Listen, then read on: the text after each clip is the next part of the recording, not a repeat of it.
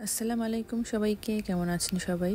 জাপানের বয়স্ক ব্যক্তিবর্গ যারা আছেন তারা কিন্তু বৃদ্ধকালে খুবই একাকিত্ব জীবনযাপন করেন। যেহেতু তাদের বাচ্চা কাচ্চারা একটু বড় হলে তাদের কাছ থেকে ডিটাচড হয়ে যায়, মানে দূরে চলে যায়। আর তারা এজন্যই তাদের এই একাকিত্ব জীবনে একটু বিনোদন খুঁজে নেওয়ার জন্যই বিভিন্ন কাজকর্মে নিজেদেরকে ব্যস্ত রাখে। রাস্তাঘাটের আশেপাশে বা এরকম ধরনের যেখানে ফাঁকা জায়গা বা জমি আছে সেখানে তারা বিভিন্ন ধরনের গাছপালা লাগানো বা কৃষিকাজ করা বলতে গেলে মূলত তাদের একটি শখের কাজ হয়ে যায়। আর আমি এখন যেখান থেকে এই করলা বা বিভিন্ন সবজি দেখতে পাচ্ছেন 100 ইয়েন করে, এগুলো কিন্তু তারা উৎপাদন করেছে আমার যে পাশের জমিটা দেখিয়েছিলাম সেই জমিতে।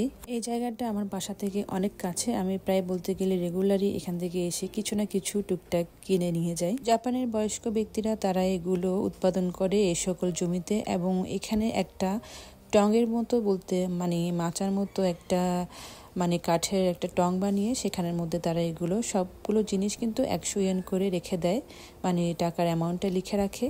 এখানে কিন্তু একটা তরমুজও আছে অনেক বিশাল আকারের। এই তরমুজটার ওজন আমি একটু হাতে নিয়ে দেখছিলাম যে এটার আন্দাজ করে বলা যায় কিনা। এটা বলতে গেলে আমার থেকে 8 থেকে 9 কেজি ওজনের তরমুজের মতো লেগেছে। এখানে যে কাগজের মধ্যে দেখতে পাচ্ছেন ওয়াই দিয়ে মানে টাকার চিহ্ন দিয়ে 0 ইয়েন, মানে এটা ইয়েন মানে হচ্ছে ওয়াই দিয়ে এটা ইয়েন বোঝায়।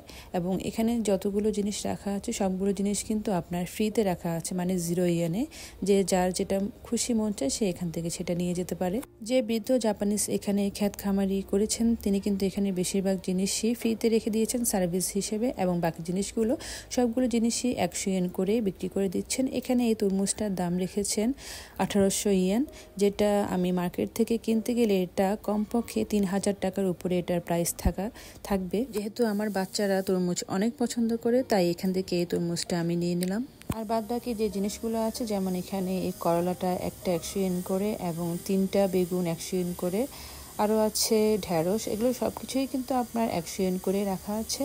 আজকে কিন্তু যা আছে এগুলোই আছে, কিন্তু অন্যান্য সময়ে আরও অন্যান্য জিনিসও থাকে, যেমন পেঁয়াজ থাকে, টমেটো থাকে। আজকে এই জিনিসগুলোই আছে। এরকম সাদা করলা আর কে কে দেখেছেন এর আগে? আমি কিন্তু এই সাদা করলাই প্রথমে দেখেছি, আর মানে এর আগে আর কখনো দেখিনি আমি সাদা রঙের করলা। তাছাড়াও এখানে আপনার 3 থেকে 4টা করে একটা প্যাকেটের মধ্যে শসা আছে। শসাগুলো কিন্তু বেশ ভালো, তবে এগুলো যদি মার্কেট থেকে কিনতে যায় তাহলে কিন্তু অনেক চড়া দামে কিনতে হয় এসব সকল জিনিস। আর জাপানের বৃদ্ধ মানুষেরা যে টাকা পয়সার জন্য এই ধরনের ক্ষেত খামারি বা কৃষিকাজ করছে তা কিন্তু নয়।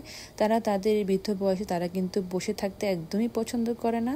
তারা সবসময় কোনো না কোনো কাজে নিজেদেরকে ব্যস্ত রাখতেই পছন্দ করে। আর এই সকল কাজকর্মের মধ্যেই কিন্তু তারা একটা অন্যরকম একটা আনন্দ খুঁজে পায়।